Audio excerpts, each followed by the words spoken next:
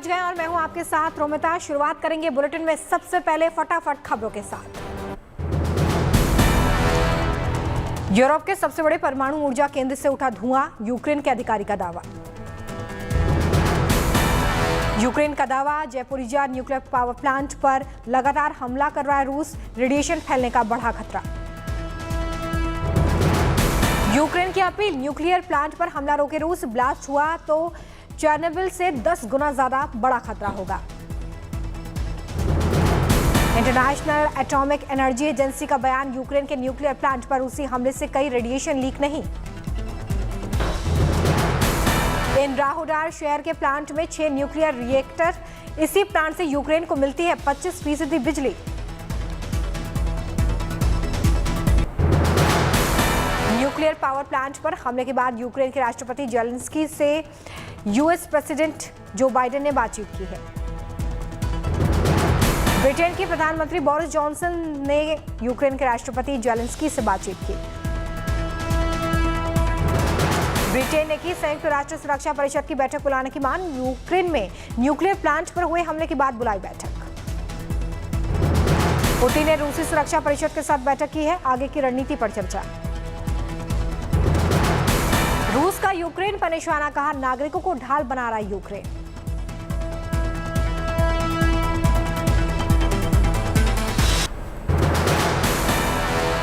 Kyiv पर कब्जे के करीब रूसी सेना, कीव के बाहर रूसी फौजी की तैनाती की तस्वीर आई सामने।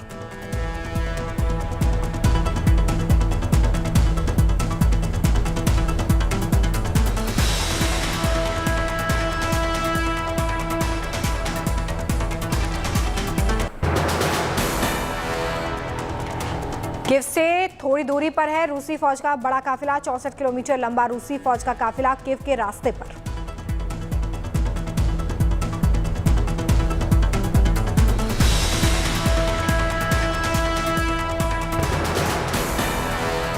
कुछ ही देर में काफिला कीव के बेहद करीब पहुंच जाएगा। 64 किलोमीटर लंबा रूसी फौज का काफिला कीव के बेहद नजदीक।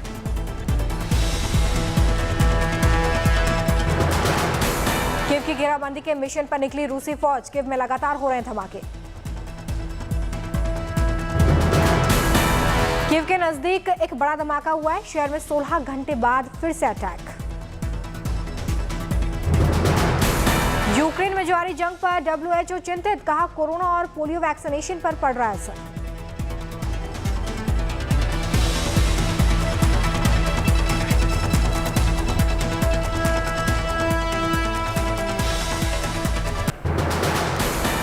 चेर्निहिव पर हमले में 33 लोगों की मौत, रिहायशी इलाकों पर रूसी बमों की बरसात।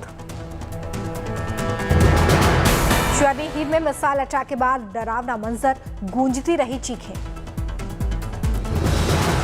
चेर्निहिव में कैमरे में कैद हुए गिरते बम, लोगों के बेहद करीब गिरे थे बम। चेर्निहिव में हमलों से कई लोगों की जान गई, लगातार बमबारी जारी। स्कूल की इमारतों पर रूस का अटैक, चेर्निहिव के स्कूल पर हमला।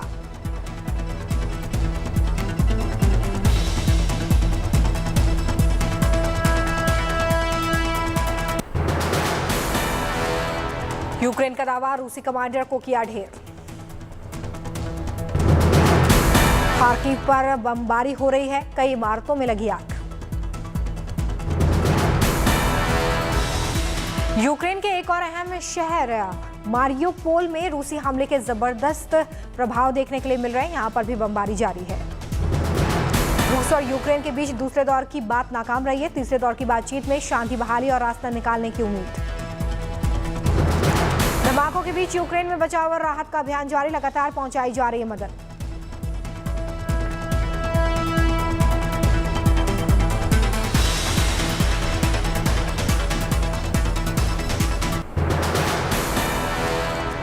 यूक्रेन से पलायन कर रहे शरणार्थियों के लिए यूरोपियन यूनियन का बड़ा फैसला, 3 साल तक अस्थायी निवास परमिट देने के लिए यूरोपियन यूनियन के सदस्य देशों में बनी सहमति।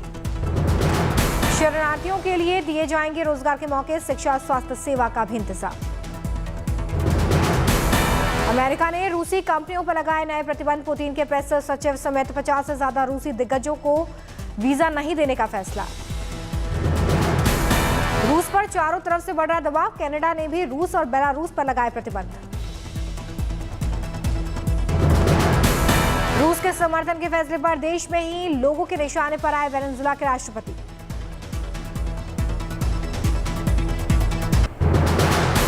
वेनेजुएला की राजधानी काराकास में विपक्षी नेता की अगुवाई में हजारों लोगों ने प्रदर्शन किया है। यूक्रेन पर रूसी हमले का लोगों ने विरोध किया।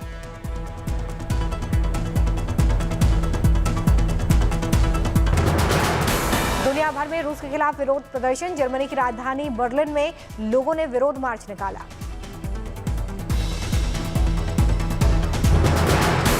संसद के बाहर 5000 से ज्यादा लोगों ने यूक्रेन में रूसी हमले का विरोध किया। नेपाल में भी लोगों ने रूस के खिलाफ प्रदर्शन किया।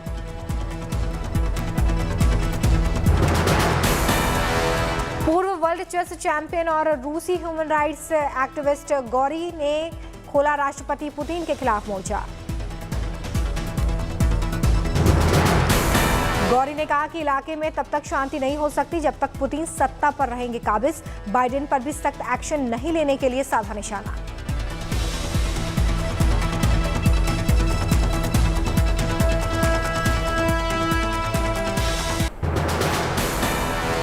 दुनिया की सबसे बड़ी फर्नीचर कंपनी आइकिया ने रूस में बंद किए अपने सारे स्टोर्स। बेलारूस के साथ भी कारोबार पर लगाई रोक।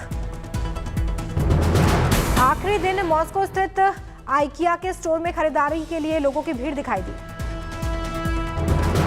अमेरिका की बड़ी एयरलाइन कंपनी एयरबीएनबी ने रूस में सभी ऑपरेशंस को बंद कर दिया। यूक्रेन पर रूसी हमले के खिलाफ कदम।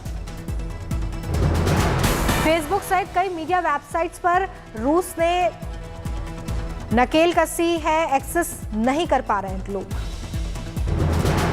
रूस को अमेरिका का प्रस्ताव अगर जंग खत्म करने का ऐलान कर दे तो सारे प्रतिबंध हटा दिए जाएंगे।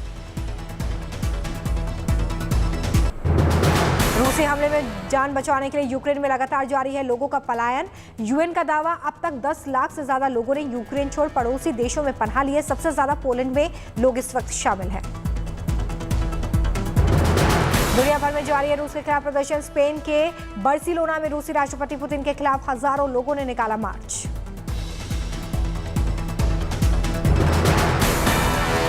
जर्मनी के म्यूनिख में लोगों ने लगाया स्टैंड विद यूक्रेन के नारे। इटली में भी लोगों ने कैंडल मार्च निकाला। नीदरलैंड के द हेग में ट्रिब्यूनल ने रूस के खिलाफ युद्ध अपराधों की जांच की शुरू। सॉफ्टवेयर कंपनी ऑरेकल ने रूस में अपनी सेवाओं को निलंबित कर दिया है। यूक्रेन के समर्थन में ऐलान।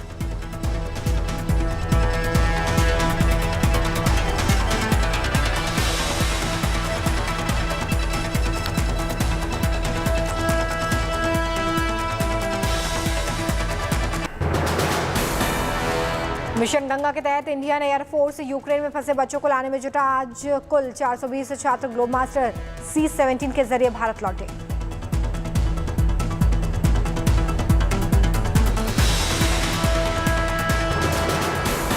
अब तक 7 ग्लोब मास्टर के जरिए करीब 1428 बच्चों का रेस्क्यू किया गया। गाजियाबाद के हिंडन एयरबेस पर रक्षा राज्य मंत्री अजय भट्ट ने यूक्रेन से लौटे छात्रों का फूल देकर वेलकम किया। यूक्रेन से लौटे छात्रों ने बताया, आप बीती कोई अपना सारा सामान छोड़कर लौटा भारत तो किसी को 40 किलोमीटर तक चलना पड़ा पैदल।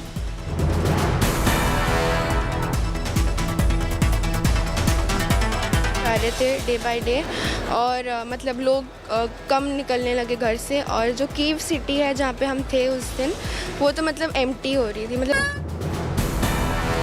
यूक्रेन से भारतीयों की वतन वापसी अहम मुकाम पर पहुंची। विदेश मंत्रालय ने कहा कि अब तक 18,000 भारतीय यूक्रेन छोड़ चुके हैं।